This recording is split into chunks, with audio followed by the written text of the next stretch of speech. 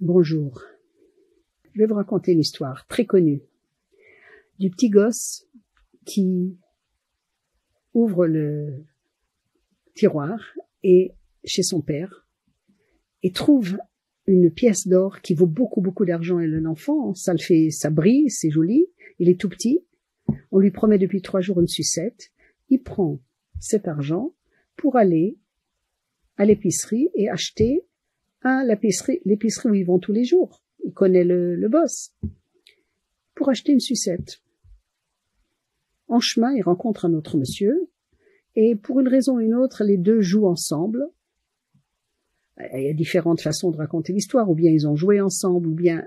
En tout cas, l'adulte a vu cette pièce.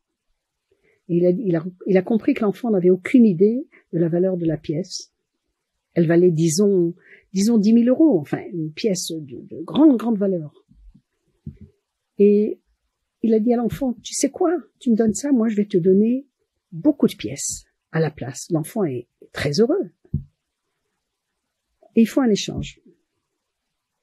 Il va à l'épicerie, il achète sa sucette. Il lui reste même encore un petit peu d'argent, il est tout content. Il rentre à la maison.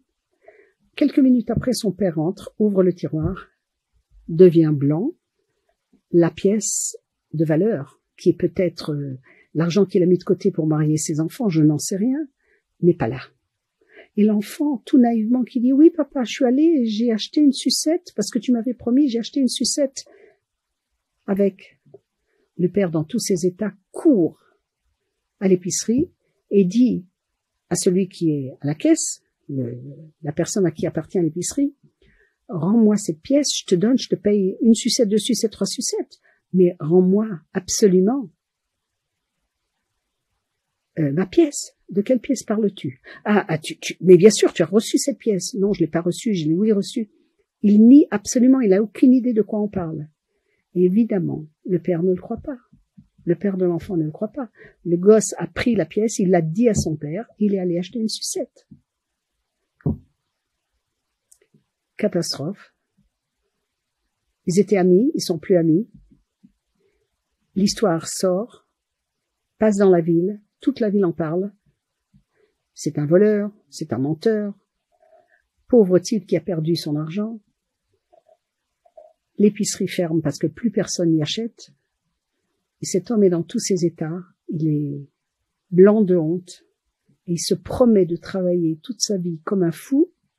C'est presque l'histoire du collier chez Maupassant. Et ceux qui savent pas, c'est pas grave. Il est dans tous ses états et il va être boueux, nettoyeur de rue, tout ce que vous voulez, pour pouvoir un jour payer le prix de cette pièce, même qu'en vérité il a rien fait, pour nettoyer son nom, pour blanchir son nom. C'est tellement triste. Quelques années plus tard, quelqu'un frappe à la porte de la famille. Et un homme vient et dit, écoutez, il y a quelques années, j'ai joué avec un petit gosse qui maintenant est déjà plus que bar mitzvah.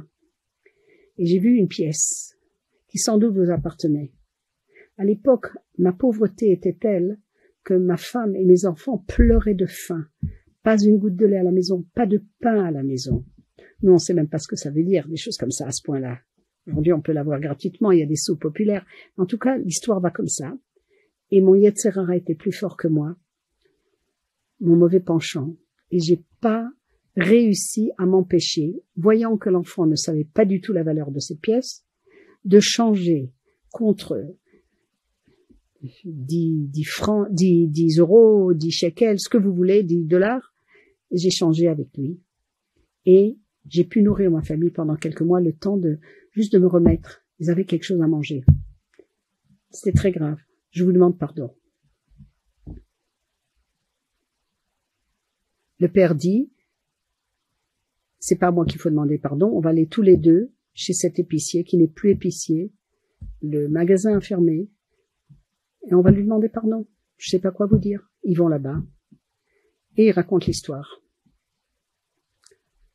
L'épicier dit, vous ne m'avez pas cru, j'étais très triste, parce que j'avais toujours été un bon épicier, je vous avais rendu jusqu'au centime, quelquefois gratuit, tout ce que vous voulez. J'étais très triste, mais je peux comprendre qu'étant donné que c'était quelques minutes plus tard, Je peux comprendre que vous n'avez pas pensé une seconde qu'il faudrait redemander à l'enfant ou quelque chose comme ça, et vous m'avez pas cru. Je peux vous pardonner. Ça m'a changé ma vie, mais ça vient d'en haut, ça vient du bon Dieu. Qu'est-ce qu'on apprend de ça, hein, un tzaddik? Vous, c'est un vol, c'est un vrai vol. Mais quelqu'un qui n'a rien à manger, il y a marqué Haniut ma'avira et Adam al da'at kono. La pauvreté peut rendre une personne folle. Folle, c'est la vraie pauvreté, pas la fausse pauvreté. Pas que je ne peux pas m'acheter un manteau en vison, mais que je peux pas donner à manger du pain à mes enfants et qui crèvent de faim, qu'ils ont vraiment faim, je peux vous pardonner.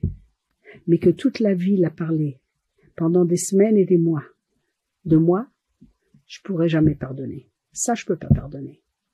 Que la plus grande mitzvah qu'on puisse avoir, c'est Ve'afta l'oreacha kamocha, zeklal gadol batorah.